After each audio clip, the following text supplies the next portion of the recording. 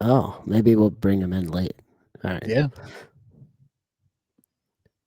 Welcome back, everyone. How was that? Was that a good start, Cooper? That's Welcome better. back. Yeah.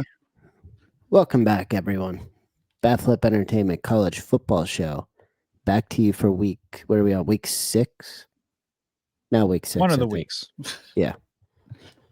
Week 5 was crazy. Not as crazy as we've seen, but definitely some crazier finishes. Oh, there's Adam. Hey, Hey, Hey. welcome sorry, back. I was late. Look, My bad. this guy's back. He was with us about 3 weeks ago, and then, well, now he's back. How you doing, Adam? I got my voice back. We're good to go. All right, we're done talking to you for a minute. Thank you. We'll start week 5 off. Florida State and Virginia. Florida State went in ranked 8th, I believe. Lost in 2 overtimes, 46-38, to an undefeated Virginia team that had the greatest field storming of all time. Oh And my if you God. didn't like it, something's wrong with you. Those You just don't like people a good were time. those people were on the field before that guy got back to a knee. The Florida State wide receiver. Oh, I thought he was dead. I thought he got I don't trampled know. to death. He might still be on the ground in the end zone there. They're like, when you have like an excited dog that Yeah. you bring to a park or something, and they're just sitting on the leash, just like waiting to go. And the minute you release them, they just dart. That's Yeah. exactly what it was. Except for like 4,000 people all at the same time. Yeah. It was insane. It's absolutely beautiful. So, yeah, Florida State kind of, I think we touched on this week 1 there, Adam. The Florida State Bama. Back and forth on was Florida State that good? Did Bama fall? Where do you stand on Florida State now after that game? A good team, probably not a playoff team. I hate watching Thomas Castellanos play Yep. football. Watching him run around and then he just falls down like a child who's throwing it. Dude, it's the worst. Watching him play football is the worst. But don't they just feel kind of like, they'll be like ranked 20th at the end of the year. It's a good step, but yeah, I mean they got a dual threat always plays, right? They're gonna win you games, keep you in games you shouldn't be, but also lose you games they probably don't because I probably shouldn't lose just because they think they're Superman at some point, but not everyone's Tim Tebow. no, especially The one thing for sure that I realized after watching that game last week is I doubted Bama a bit too much for sure. And Florida State, I think the one thing is, yeah, you're right, Hank. Kudos to you. You got that one right. But we'll get to Alabama later for sure. But Florida State, the one thing that they're very good at is running the ball. I mean, they're second in the country right now in rushing. So for me, it was like that's a weakness of Alabama, and I think that probably is part of the reason why we saw the result that we saw in week 1. Yeah, for sure. And what I saw in the Florida State Virginia game, Virginia absolutely bullied them. Mm-hmm. The trench. I mean, I'm not sure. Chandler Morris, he got hurt at one point. I'm not sure he could throw the ball, and they just turned around and handed the ball off for like 30 straight plays, and Florida State could not do anything against it. Mm-hmm. It was unbelievable how. And I think I saw that it was the left side or the right side of their line, Virginia's line. It was all backups. Like I think they had gotten hurt at one point.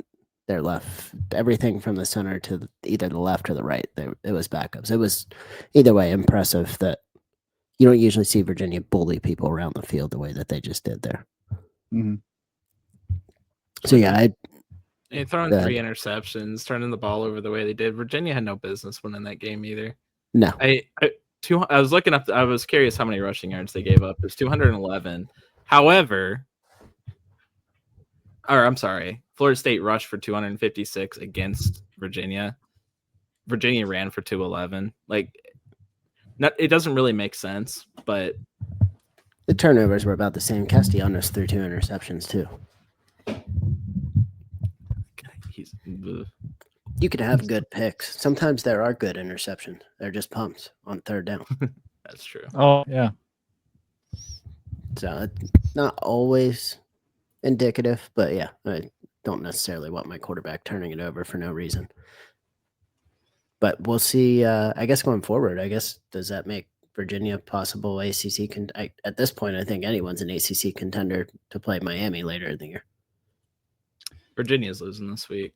I'll say no, but I have that on the radar later. Mm-hmm. I So mean, that'll yeah, be looking at the ACC. I mean, it's kind of tough. I mean, there's a possibility, yeah. I mean, there's still obviously a lot of games to play, but I still think that Florida State could be that other team by the end of the year. They could still be very well there. We'll see how ACC plays out. It's not a very good conference, but it's Miami's to lose at this point. Yeah. Is this the game that's going to keep him out? Like we're talking about, like Georgia Tech being up there, Duke could be up there. Florida State, you mean? Is this the Yeah. game that keeps them out of the playoffs or the ACC title game? It really could end up being out of the playoffs too. I guess, yeah. I don't see two ACC teams getting in, but yeah. Mhm. I mean, if someone else runs the table, I haven't checked like what Virginia's schedule looks like. If Georgia Tech, as long as Haynes King doesn't just become one swollen toe by week 13. The kicker with Georgia Tech is that Georgia game they have at the end of the year. Outside of that, they very well may win out. So what you got? I mean, that doesn't count for a conference either. That's going to put them right in a conference championship game with Miami then. So Keep yeah, them out of the playoffs, yeah, I think, but I still think that they could, because I looked at the schedule. I still think they could, 10-2, for Florida State. Florida State, yeah. I still think they could at least compete for the ACC title, but I don't think they're going to make the playoffs.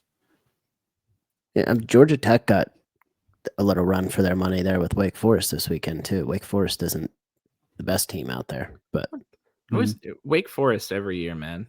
They almost have that big upset every year. Somewhere with someone. We did it again. They were never going to win that game. Wake Forest. That's what they do. I just want to see if Haynes King can sustain an entire season being the only offensive player on a team. There's 10 blockers and there's Haynes King. Is really what that ends up being. You're not wrong. So let's see if he's not just a stubbed toe by the end of the year. Mm-hmm. I guess catapulting off the Florida State there, since they played in week 1, Bama. Said it after the Florida State game. I don't think Bama's as bad as that looked. I think they'll be all right. I think I've said the 10-2. Still think they're a 10-2-ish team. Fringe playoff. Mm-hmm. Into Athens, beat Georgia. They don't have a run game, but it seems like they have a quarterback. Yeah. I don't think they're bad, but their remaining schedule got Vandy this week, of course, but you still got LSU games against LSU, Oklahoma in there, Tennessee, game at South Carolina, game at Auburn. You 10-2? Nah. If they're not going 10-2 as Georgia,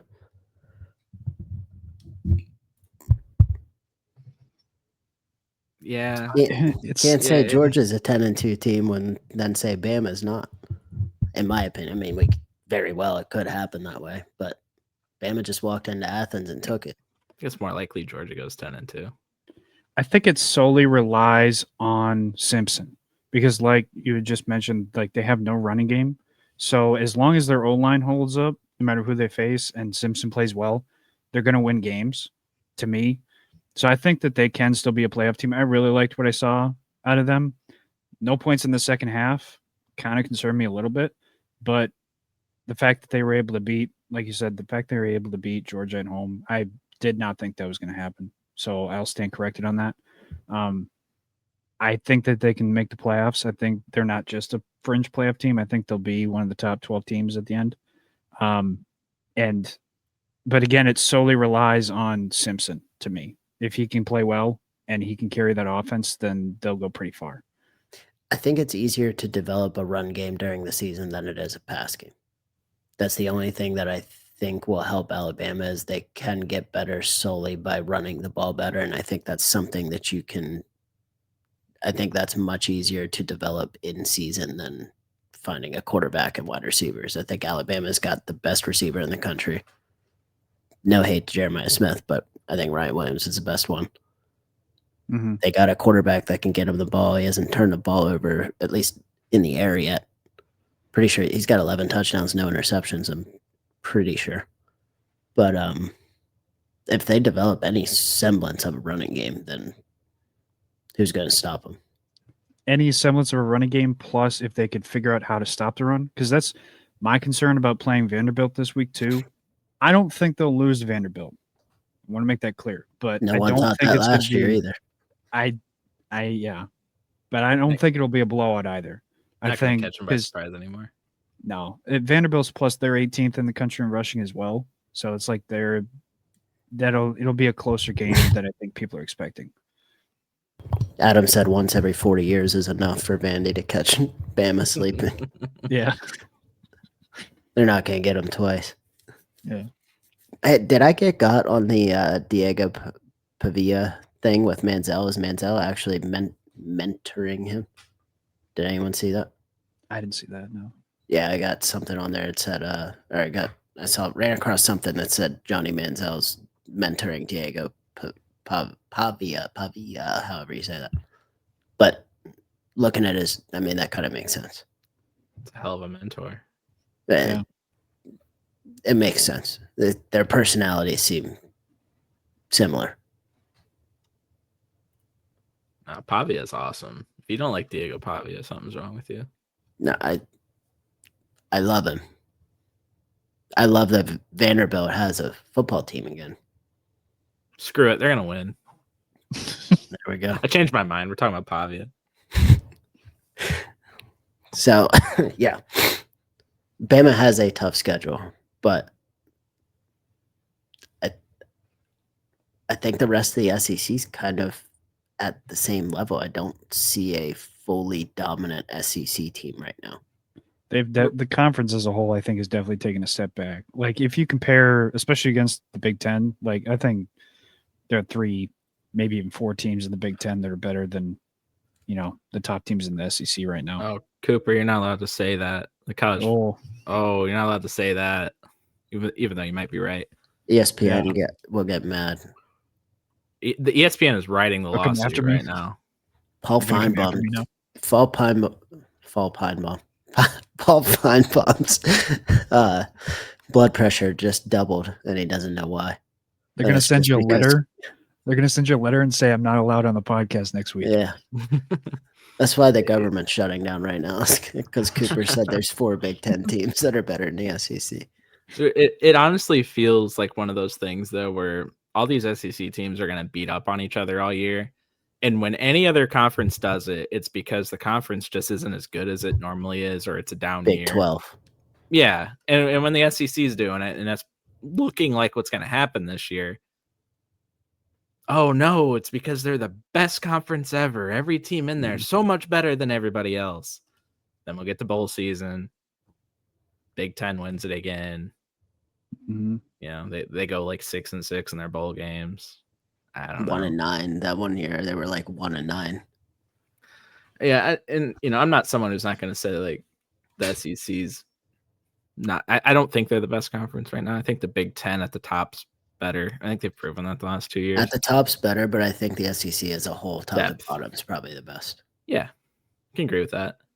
Not trying to come off as some SEC hater or anything like that. It just feels like it gets so overblown, and we're just gaslit every single year into believing that, oh yeah, you see how they're all beating up on each other? There might not be an SEC team with more than, 10-2 might be the best record in the SEC this year. It's going to be, it's because they're so good. Mm-hmm. No, they just don't have that top end team like they normally got, and that's okay. Yeah. It is. It makes it interesting. Every week is more interesting. Mm-hmm. All right, we got Bama there. Let's run back talking about big games. We'll just go through Oregon and Penn State.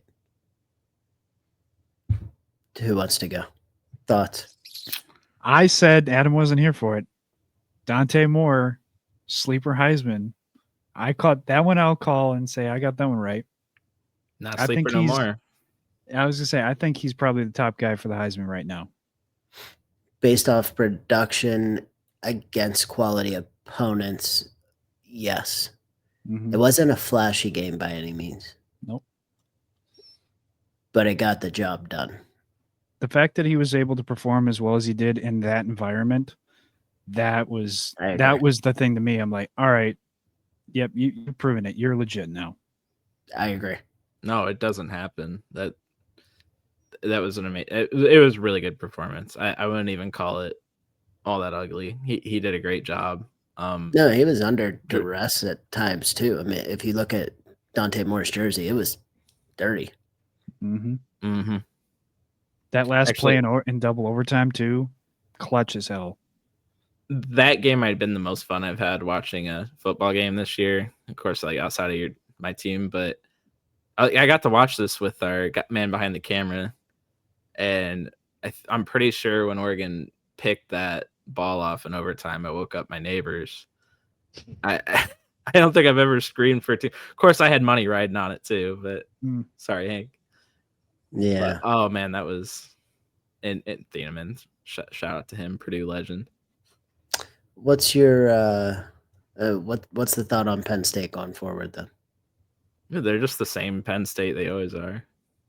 They'll probably be a playoff team, and we'll do this all over again when Drew Aller's throwing a late interception against insert name of bowl team in the first round of the playoffs. Insert name of top 10 opponent here that Penn State has on the ropes that they could finally win. Yeah. Mm-hmm. To me, it's fair. The other ones, the how many other times? 14 times that they've lost in the regular season against top 10, opponents. This one felt different because they were favored, and Oregon's not a full rebuild, but like they got a lot of young guys on that team, a lot of freshmen, redshirt and true freshmen, and so to see them kind of, I don't want to say fall apart there over time, but like it just to see them come up short again. To me, at home in that environment, it's a bit more hurtful, I think, as far as like, all right, maybe some real changes need to be made. I'm not saying fire the coach. I'm saying maybe we need to change the offense a bit or something different. I think he's loyal to a fault with his quarterbacks, and that might be one of the biggest issues. Like, I would say the first 3 quarters of this game was classic Penn State against like Adam. Excuse me, I'm sorry. I said by insert name of opponent, I mean really just Ohio State or Michigan, where they don't move the ball. The quarterback can't push the ball down the field, and it ends up being a 14-6 game. That's what this felt like for 3 quarters. And then something happened offensively for Penn State that the defense played well all night, but something happened offensively that Penn State was able to get 2 good drives together. They were absolutely shut down to the end of the game. It was like that last Oregon touchdown. All of a sudden they were like, "Oh, we got to play now." Exactly. It was like they woke up finally, like, "Oh, defense is not going to score a touchdown tonight. I guess we have to." Which, yeah, you should probably do that every game. But I don't know if it was just the hurry up ish style, like once you stop huddling, doing whatever it is. Whatever it is, that offense did wake up where it has never woken up before in those other games. So that was encouraging. But at the same time, Drew Aller's done the same thing over and over and over. So the last 3 big games they've had have all ended basically because of a Drew Aller interception. Yeah, essentially. At the semifinal game that might have been the worst throw I've seen. I didn't even think this one was it wasn't a good throw. It was a heck of a play by that guy, but he didn't need to force it where it was. I think somehow even as a senior, he's still sort of immature in that. It seemed like he needed to score first play just because Oregon did. He always looks. He always has that deer in the headlights look in these big games. They pan to him and he just looks lost. He does not thrive in these scenarios. He just doesn't. And you think this one being at home and with the how many people, 100,000 people behind his back, 111 of 15 or something. Yeah, there you go. Yeah, all cheering for you. Your home field. Man, if you're not going to get it done there, it might be a little more of a mental. Franklin, like I was saying, I feel like he's loyal to his starting quarterbacks to a fault. You saw this with Hackenberg when he was still the starter. McSorley was outplaying him, and Franklin's never been shy to run two quarterbacks out there, especially if he has a little bit of a better runner behind him. Could use Prubilla. I can't say his name. That's the Prubilla. Oh, Could use him in this game. Prubilla. Was that the correct choice? Guys lighting it up at Mizzou. Yeah. Should you have handed the reins over to him? Aller's had 3 years now to figure this out. Oh, don't worry though, he's a top 5 draft pick. So. Oh, he will be. Mm-hmm. Yeah, I agree. I think that probably at this point, I think they are going to stick with Aller regardless of whether or not it's the right choice or not. Well, they have to. No, I don't even know who the backup is. Yeah, I was going to say, I'm like, what at this point is the better option? I mean, you're kind of stuck with what you got. And so, yeah, I think that they're a playoff team. They'll, be ranked 5th or 6th at the end of the season. And, who knows who, depending on who they play, they might get bounced first round. They still got to go play Ohio State. Yeah. Indiana. They could have 3 losses. Maybe 4. Indiana's an interesting one because Indiana's offense looking kind of Oregon-y. Oregon-y of the past. I don't even know about the past. Yeah, Oregon right now. Yeah, Oregon's still improving as an offense. Penn State's not going to score that game. They're going to be in trouble. We got it. We got about a month till then, though. Yeah, Penn State and Indiana. Oh, Indiana and Oregon. Got it. Indiana, Oregon's what, next week? Not this coming week. Next week. I didn't see it on the. It might have been. No, it's not this week, but next week. Oregon's on a bye right now. Got it. And we'll see what happens with that. Notre Dame. Does all of this chaos open up a door for them to get back in playoff picture? Cooper, you go ahead. I want to hear what Cooper I think the door's open. Now they have to run the table. And, the USC game is the only interesting one to me that I think could be, somewhat of a toss-up. But I think that Notre Dame could run the table. They're going to need a lot of help. And it seems like there's the help is starting with all the chaos. But the door is open there for sure, I think. I don't have, we're going to talk about later, I don't have them in the top 12 making it, but they're a fringe right there. But they'll need a lot of help. Yeah, I think the big caveat, I would say maybe it's like an 80-20 right now.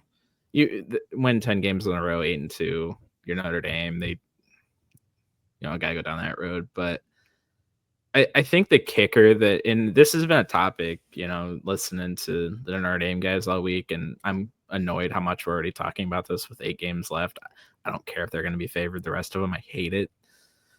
But what happens with Miami and Texas A&M is if they're fringe playoff teams, they're not going to get in. Miami and A&M are. Yeah. If they're sitting at 9-10 and there's one spot left, that's a nightmare scenario. They need one of these teams to win out, or at least be top 5 by the end of the year. Ideally, I think it's Miami. If Miami slips, you guys are screwed. Mm-hmm. I don't expect A&M to win out, but I would expect at this point what Miami's put together, I would expect Miami to run the table in the ACC.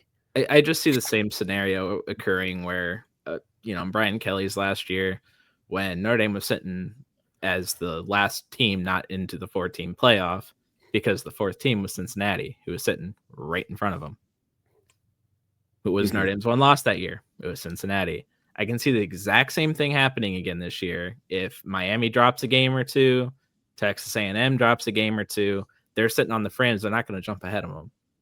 So if you're Notre Dame, I think 10-2 you went out as it is right now, and let's just say A&M and Miami keep being good, they'll be in. But dude, if Miami and Texas A&M are slipping, they might just get blocked by default. And I haven't seen enough people talking about that because it's like, I mean, we won't know until we see more. Yeah, we got weeks. What's your to throw it back to 4 years ago to 2021, 2022 playoffs? Did you think Notre Dame deserved to be in over Cincinnati, or do you not? No, you got to beat. You got to beat Cincinnati. It's the same thing here. You got to beat Miami to get it. Yeah, no. All right.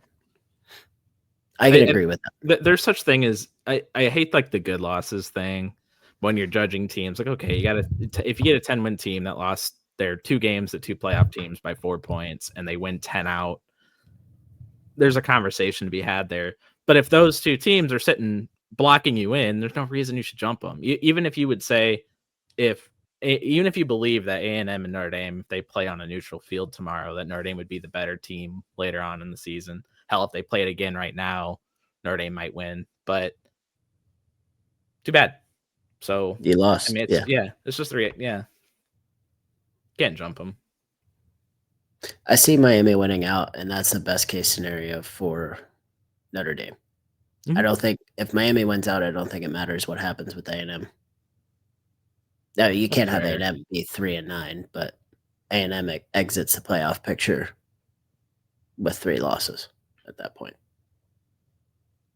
3. That's the thing, though. 3 losses. Where would you put an SEC? Where are they going to rank an SEC team with 3 losses? If those 3 losses are good, are they going to be 14th? Because if they're 14th, it may not matter. They may not put Notre Dame above them. That could happen, but if A&M's sitting at 14, Notre Dame's on the fringe of the playoffs, so how are you gonna defend putting them above A&M? Fair point. That's. While we're on the topic, though, did you guys get together a top 12? I did. This was much easier when it was top 4. And yeah. Well, that's entertaining. Cooper, you want to? Let's go by 4s. Who do you have top 4? So my top 4 right now, I would have Oregon at 1, Ohio State at 2, Miami 3, and I'm buying in. I have Alabama at 4. Interesting. Adam? All right, we got Oregon at 1. We got Miami at 2. Their good win over Notre Dame and their USF win, who we'll see later, maybe a playoff team in our rankings. Ohio State 3, and I have got, because I believe they have maybe the most impressive win this year over a good Illinois team, I have Indiana at 4. Okay. I don't hate that. You went a little more the route that I did. I have Miami 1. It is worth noting, sorry to interrupt you, but it is worth noting, this is top 12 today. I agree. Parentheses, not a prediction. So yes, I'm not end of the year. Not in my right mind do I think Indiana's going to finish in the top 4. But if I'm picking a top 4 today, I'm picking a top 4 today. Okay, fair. I went a different route. I did the what I think will be at the end of the season. Yeah, gotcha. I got them for right now. Yeah. Because my number 1 team is Miami. I think they've had the best play this year. Played the best competition, had the best results, put it that way. I have Ole Miss as number 2. That's the second best win this year. I have Oregon at 3 just because I don't know what Penn State is yet. Penn State has not played anyone. Nevada, Villanova. They played well against Oregon, but do we know? We don't know what either of those teams. We know they're good, but we don't know if they're top 5 good or top 12 good. There's a big difference between 3 and 4 versus 11 and 12. And then I got Ohio State at 4 reluctantly because I'm still not sold on that offense, which I know that I touched on when we had talked earlier. I haven't seen anything from that offense yet. Yeah, it's fair. With Ole Miss, the Arkansas Kentucky games, does that not bother you, especially after what we just saw from Arkansas? Yeah. See, I have a hard time buying in LSU as a really good win because they've looked pretty mid suspect. Yeah. Yeah. That's fair. But no. I just wanted your take on the Arkansas Kentucky thing.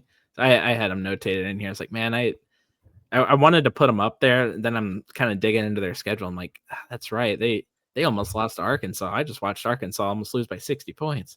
It's weird because Tulane also is not a sleeper team, in my opinion. I mean, I think they were a pretty popular pick as at least a cover, if not an upset, and they waxed Tulane. Were the Arkansas and Kentucky games just sort of common opponent, like early in the season? They play each other nearly every year. Like maybe they're just not oiled up and ready to go yet. But no, that doesn't, the in-conference thing there doesn't really. Arkansas more so than Kentucky. Because looking what Arkansas did this week was, yeah, I'd have more concerns there. But when they come back and just kind of play LSU, beat that, like I think that's my way. The resume is better than anyone else in the top 10. Ohio State, I just don't know what they are yet. I haven't, that offense, they haven't played anyone. There is a lot of teams that we've had one game to judge them off of, and that team that they went and beat, now we're kind of waiting on, all right, are you any good? Like LSU, like Texas, hell, Notre Dame. I was like, all right, what are you? Yeah, I feel like, go ahead, Cooper, sorry. I was just going to say with the Ohio State thing, part of me with the Ohio State thing is they've held like their defense is so good. They've held every single team to single digits. Is it so much so that their offense isn't that good and can't push the ball down the field? Or is it more so that they're almost like sitting in second and third gear and they're more so just because they're almost constantly playing with the lead of these last how many weeks, they're just sitting there like not using their stuff. You know what I mean? I know what they did last year.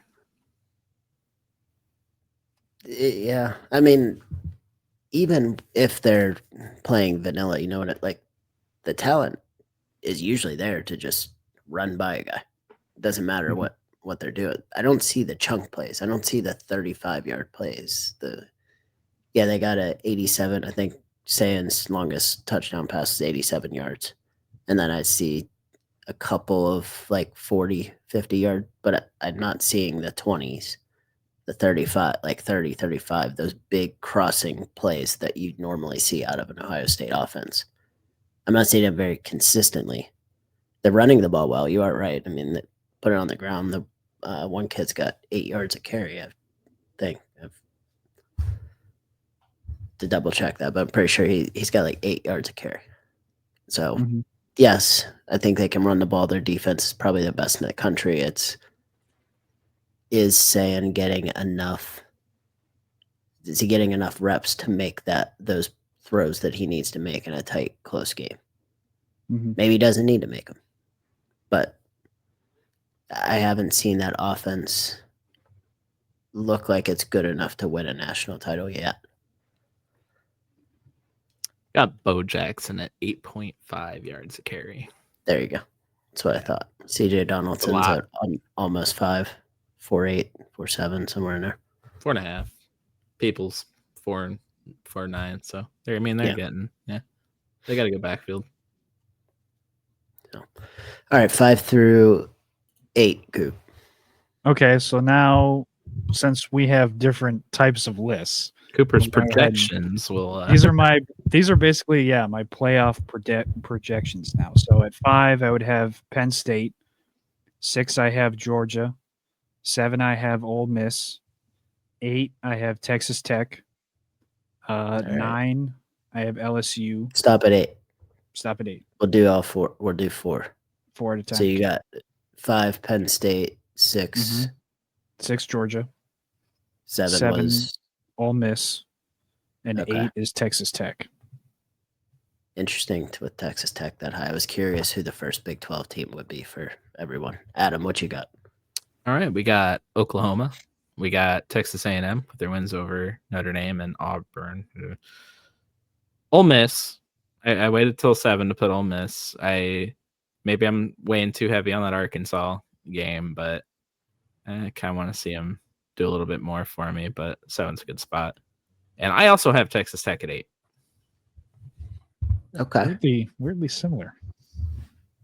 Some Well, of the spots. yours are projections and his are now. So maybe you don't need to watch the last 8 weeks I guess. of Texas Tech. You already know that they're number 8. Mm-hmm. All right. I got A&M at 5, Oklahoma at 6. I have Indiana at 7, and Bama at 8. So I think that 5 and 6 range, it seems. Well, Cooper left Oklahoma out. He did it the other way, though, too. He's projecting forward. Mhm. But yeah, A&M seems to be in that 5 to 8 range, Oklahoma, for you and I, Adam. And then Texas Tech, you both got them at 8. Well, a win against Utah is pretty damn good. Yeah. They got a better resume than you would think. We're about to see how good it is. They got another undefeated. I think they're playing Houston this weekend. That's an undefeated. It's another one of those situations where we got a blowout win at Utah. Let's figure out what Utah is, and hey, I think Utah's a pretty good team. Mm-hmm. Here's your last 4, Coop. Last 4. Again, Prev said this is a playoffs, so there's a team on here that probably wouldn't actually make the top 12. But 9, I have LSU. Crazy. Okay. 10, 10, I have Family. Texas. 11, I have Indiana. And as that last conference champion at 12, I have Fresno State. Okay. I I don't hate that. I don't hate that the either. Fresno State. EJ Warner. Mm-hmm. Can he take his 4th school somewhere? I think he can. What you got, Adam? All right. 9, we got Iowa State. Wins over Iowa and Arizona. Pretty good wins. Pretty Kansas solid State. resume right now. Sure. Sure. They got some good wins. They deserve to be up there right now. I got Missouri at 10 with wins over Kansas and South Carolina. Also a pretty good resume. My last at-large team, and we'll call it Alabama at 11. I don't think you can deny them. Right now, they deserve it. We'll see what happens with the rest of that schedule. I'm not sure they'll be there much longer, but we'll go with that. And at 12, I've got probably the most boring answer we will have out of us 3, USF. I think right now, USF. You got them at 12. I do. All right. They are still my 12th team. I like that. That's some controversy there. Controversy. Where'd you have Penn State at? I messed up. Did you have Penn State in the top 12? Out. There's some They don't have a controversy. Power 5. They don't have a Power 5 win yet, or Power That's 4 win fair. yet. That's fair. I'm not saying it's bad. Hey, it's today. It's today. I'm not saying it's bad. Right, Cooper? Yeah. Today. I don't know. He's telling us what's going to happen later, so maybe we need to listen to him. Mm-hmm. All right, I got Penn State at 9, Texas Tech at 10, Iowa State at 11, and Vanderbilt at 12. I played this a little differently. I didn't rank one of those G5 teams, but if I'm picking a G5 team, it's going to be Memphis. And I think your G5 playoff representative will be from the American Conference, whoever wins that. Oh, absolutely. No, excuse me. No, I said it right. You Yeah, did? the American Conference. We dropped the Athletic. It's the American Conference. America So yeah, Conference. Memphis has that transfer quarterback from Nevada, Brendan Lewis. He's a dual threat. They do have prove-it games against South Florida, Tulane. They do have to play Navy. We very well say the winner of USF and Memphis may just be that 12 team. Possible. That might be a really important game. Possible. Now, yeah, this will flow right into next week too, since that's where we're at with the playoffs. Where we think at least the top 12 are. You both have you have USF as the G5 team. Cooper picked Fresno State. I got Memphis. Segue into week 6. Memphis prove-it games are South Florida and Tulane, and I did note they still have to play Navy. Can Navy make the playoff? With a good showing against Notre Dame, they absolutely could. I juggled with that idea for a bit when I was thinking about it. Yeah. Navy sits with Air Force this week. I have that as one of the games we'll pick later just because, like you said, America. Can Navy's got at Notre Dame on November 8th, I believe. I'll be there. Yeah, I don't think there's anything important going on that day for me, so I'll be watching. Make the trip. Yeah. They play Memphis. Did they miss USF this year?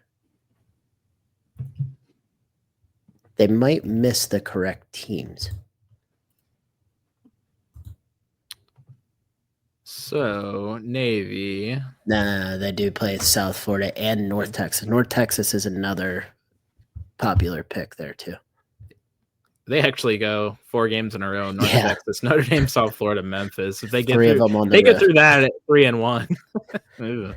3 of those are on the road. Mm-hmm.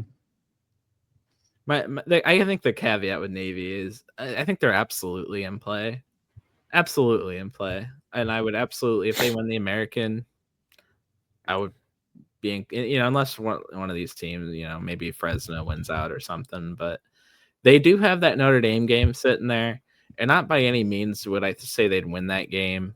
But, man, if they just cannot lose like 50-10 again. I will say that was the closest 52-14 game I've ever watched in my life.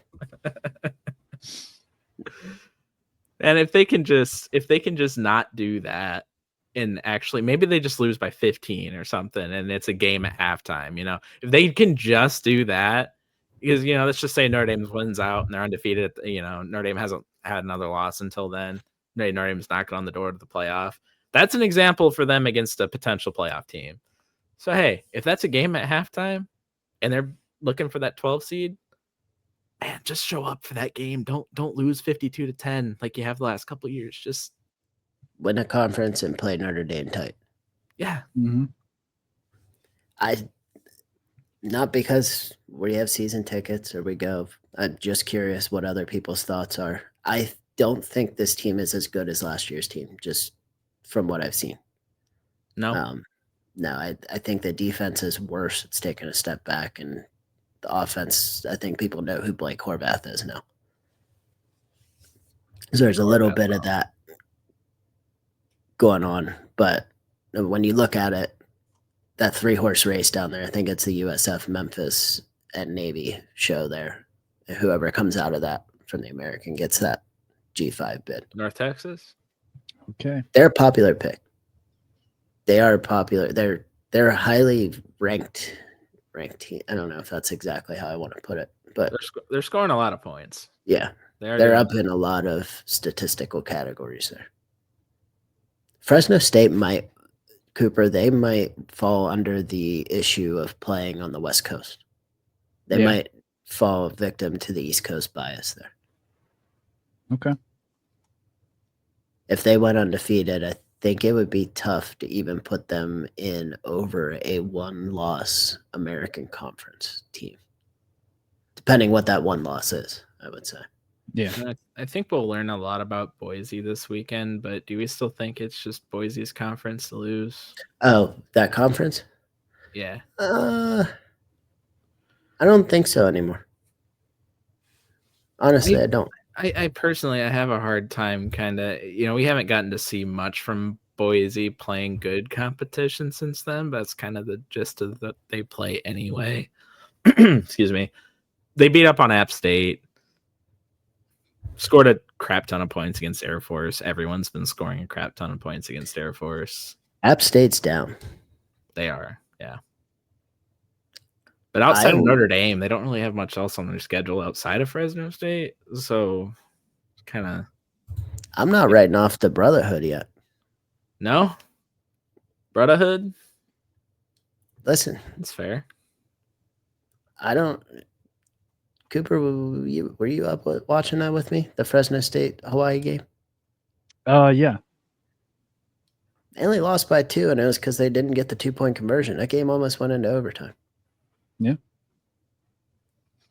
And that's separating them right now from being on top of the conference. So let's see. Brotherhood has Utah State.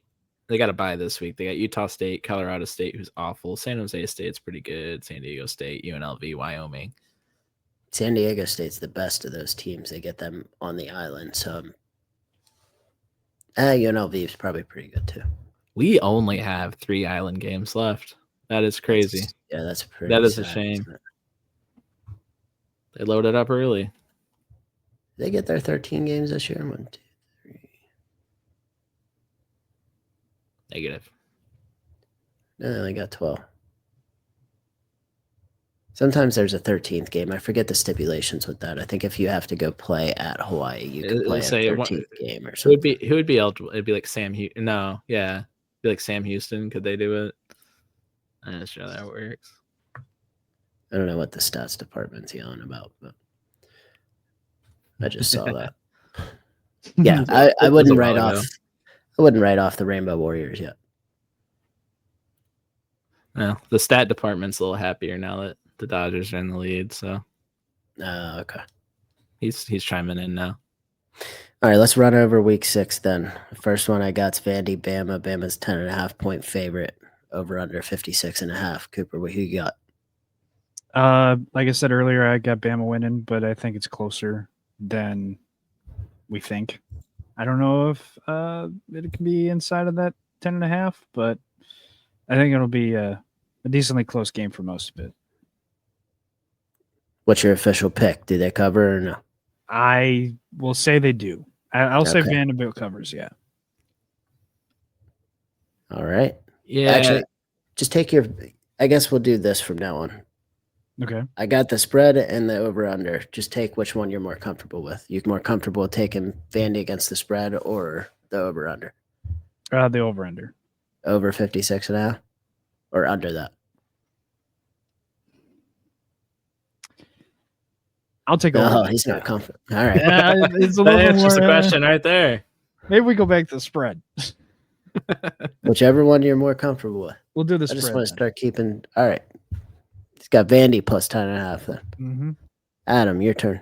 I already bet this one. Vandy covers, but they don't win. All right. Close late. I'll take the points. I got it over 56.5. Be a good game. I don't think that's a bad idea either. So I do think Alabama wins. I'm just not comfortable saying that I think this is a 3-point win for Alabama or it's a 30-point win. I don't think there's really an in-between there. In between. Yeah. There aren't 27 numbers in between there that could be. That's 3 or 30, and that's it. Mm-hmm. That's fair. Miami, Florida State. Florida State's getting 4.5 at home. Over unders 53.5. I'm taking Miami, and they'll cover the spread. Miami's going to absolutely mess these guys up. You got them covered. Miami alternate spread, like 14.5. Oh. Make some money. I'm gonna add that in there. Plus add gonna regret 14 minus. I'm gonna regret 14 that one in a week. Yeah. I think I said that one week 1 for someone. I said to double up the spread or whatever. I think they ended up losing. I forget who it was. All right, next one I got's Mississippi State and A&M. A&M is a 14.5 point favorite at home. Over unders 55.5. Mississippi State is undefeated, right? Or they have 1 loss. 1 loss, I believe. Am I going crazy? I don't. Oh, they do. They lost to Tennessee. Yes, Tennessee. That's right. Just happened, guys. It was a long time ago. All right. Mm-hmm. Ooh. My brain had them winning that game already because they should have won that game. But I think 14.5 is a lot for A&M to cover. I think they can. Give me A&M to cover. Ooh. I got Michigan State. Goodness gracious. Got Mississippi State in this one all day. Maybe play the money line. I like that. I'd take Mississippi State to cover too. I don't know that I'd take. I'm not sure I'm comfortable on the take the money line. Just do a little bit of money line.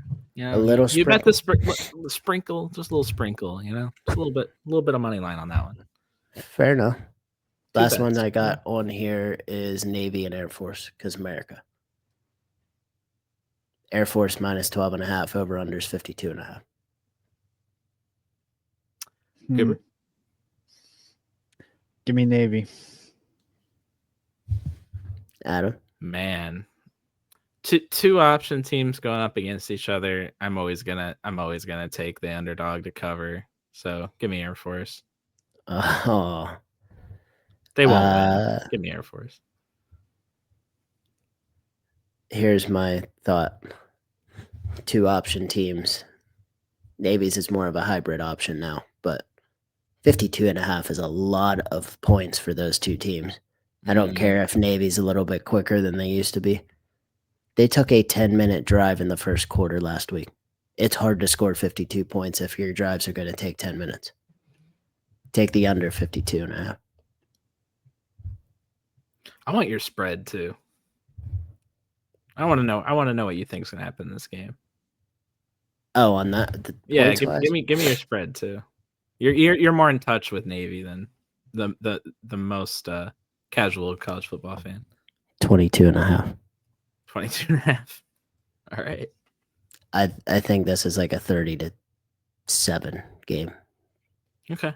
33-7. Like I don't think it's close. All right, I'll just cancel my FanDuel bet real quick. The one thing that I take, especially from the Navy Air Force games, this isn't played in a blender like the Army game is. If one team is better than the other, it very much shows. It's not the same deal of this is a rivalry. It's always going to be played close. Like Air Force is awful. Let's be honest. They're terrible. They're from my little bit of research, they gave up 450 yards through the air last week. Navy's not passing the ball. Our Air Force sees the option every day in practice. That's my argument on the Navy side. They see the option every day in practice. If Air Force can't, everyone sees the option. If Air Force can't move it against teams that don't see it, they're not going to move it against Navy. And if Air Force is just, they can't stop anyone. Hawaii put up 44 on them. Navy ought to just pass the ball. This is probably the perfect place to announce this, but I just remembered my dynasty mode with West Virginia. Going into my 3rd season, I think. You know who my starting quarterback is? So Horvath? No, it won't be Horvath. You're year 3. What are you telling us? Micah Alahada. So he's not in the Brotherhood anymore. He's not, but he's in my hood now. That's messed up. Going from Hawaii to West Virginia is crazy. That is a crazy culture shock if I've ever seen one. 87 speed. Also, I don't know how I got him because I'm pretty sure someone beat me out in the transfer portal for him. And then when I looked at my roster, it was probably because I didn't have enough players on the roster. Like, you know what? Never mind. You did get Alejado here. You can have him. Just felt bad for it. Yeah. I was pretty sure it said he committed somewhere else, but then I went to my depth chart. It's like Mike Alejado is number 2. I'm like, nope, he's number 1. Wait, So yeah, he's not 90 overall yet. he's like 87 or something. He's Oh, quick. yeah. I played a game and he scrambled it. Man, Mike Alejado, I'm still on the train. Imagine going to Hawaii. You're like, I got to transfer out of here. I'm going to West Virginia. That Basically the same thing. That's as opposite as you can get. It's the Hawaii of the North. It's like a guy from Miami going like, you know where I'm gonna go? I'm gonna transfer to Minnesota. That's a hell yeah. Speaking of Minnesota, Cooper, do you want to hear, or you wanted to tell us something about Drake Lindsay? Well, I was gonna say I'm fully on the Drake Lindsay train. If you look at how he's been playing the last how many weeks, Minnesota was going to be part of a little bit of a thing later on. We were going to talk about with their underdog Under the radar. Mm-hmm. All right. Mm-hmm. Let's hit it. You can start. All right. I think Minnesota can cover that 23.5 point spread in Ohio State. I think that offense is good enough. And with Drake Lindsay at quarterback, Brosmer was good for the time we had him. The Tanner Morgan years were fun, but I really, really like Drake Lindsay. I think he's row the boat. He is under the radar right now. More and more people are starting to notice how well he's been playing. He played well last week. I'm fully on the Lindsay train. On the Lindsay boat, I should say. There you go. I like the boat better. I do think 23.5 is, what'd you say, 22.5, 23? 23.5. 23.5 is doable. I do believe that. So he's got Minnesota. That's your under the radar? Yes. Adam, you got one? I don't know about under the radar. I kind of took it as an underdog pick to win outright, which I did spoil a little bit earlier with Mississippi State. I really like Mississippi State in that game. I'm not buying A&M. I don't think during that Notre Dame game at any point did they look all that impressive. Maybe it's just a fan in me. I'm sitting there watching Notre Dame's defense be Swiss cheese. I could have thrown against them. Defense didn't look good. That's fair. Mississippi State, they might win that game. That's fair. It'll be a hell of a turnaround for Mississippi State going from coach dying to I think they were like 1-11 or 2-10 last year. Like they have been awful the last 2 years. And then back now. We'll see what happens. So back. I got 2. I think you're going to figure out what Iowa State is, and if they're